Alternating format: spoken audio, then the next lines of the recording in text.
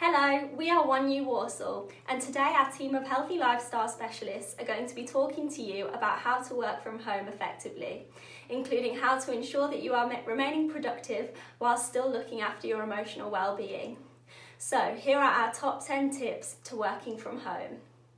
Our first top tip is to stick with your normal routine. This is important to ensure you maintain a good work-life balance. So try and wake up at a normal time, have breakfast at a normal time, and have your breaks at normal times. In the mornings, it's important you get ready for work as usual by showering, having breakfast and getting dressed. And as tempting as it might be, please don't stay in your pyjamas all day.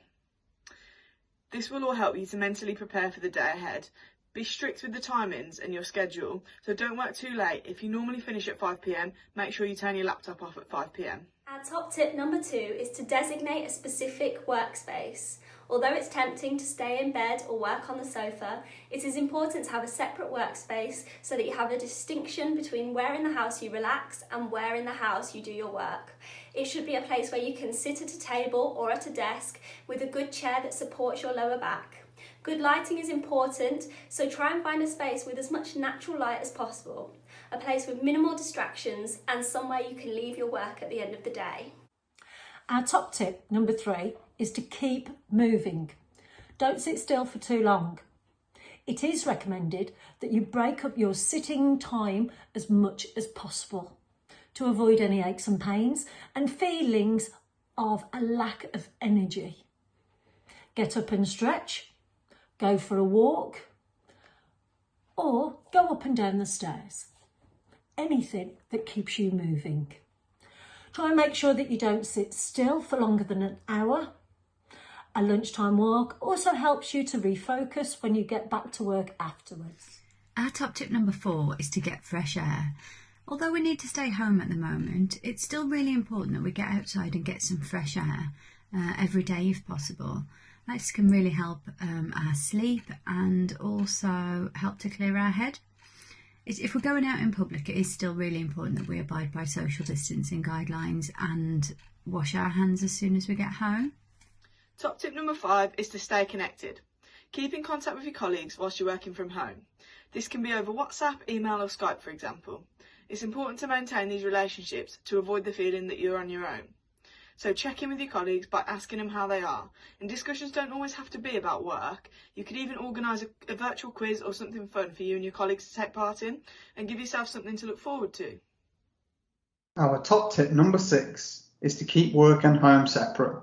Whilst it may seem easy to just put a load of washing in or clean the kitchen during your working day, try and keep these tasks separate as they can just become a distraction. Little breaks are great and should be taken regularly, but don't let jobs around the house distract you from your working day. Keeping the work-life balance is key.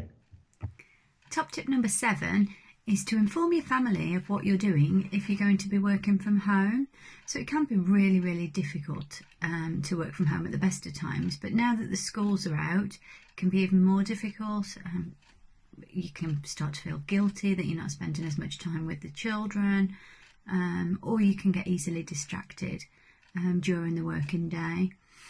To try and minimise this, look for arts and crafts or activities that the children can do unsupervised or with less supervision, and look for fun things that you can do together for once the working day's ended. That should make things a little bit more manageable when you're working from home. Our top tip number 8 is to still take sick days. Because you're at home anyway, it is just easy to carry on working if you're feeling unwell. However, if you feel that in the usual situation you would take the day off, then still take it off. If you carry on working while still, it is likely that your work quality will slip and you won't recover from your illness as quickly or as effectively. Take sick days and allow yourself time to recover before getting back to your normal working from home schedule. Our top tip number 9 is to make time for exercise. If you don't leave the house all day, it's easy to feel sluggish and almost like you can't be bothered to do any exercise. A big tip of ours is to finish your working day and go straight into some exercise. This makes a clear distinction between the end of the working day and allows you to feel revitalised and get some endorphins flowing. There are plenty of online workouts that you can follow if you want to do a workout from home, or you might prefer going to the gym, for a walk, or for a bike ride. Top tip number 10 is to practice self-care. During times of self-isolation, it is easy to feel stressed and allow these feelings of anxiety to get on top of you. Take each day as it comes and set yourself a realistic to-do list each day and try and feel satisfied at the end of each day with what you have achieved.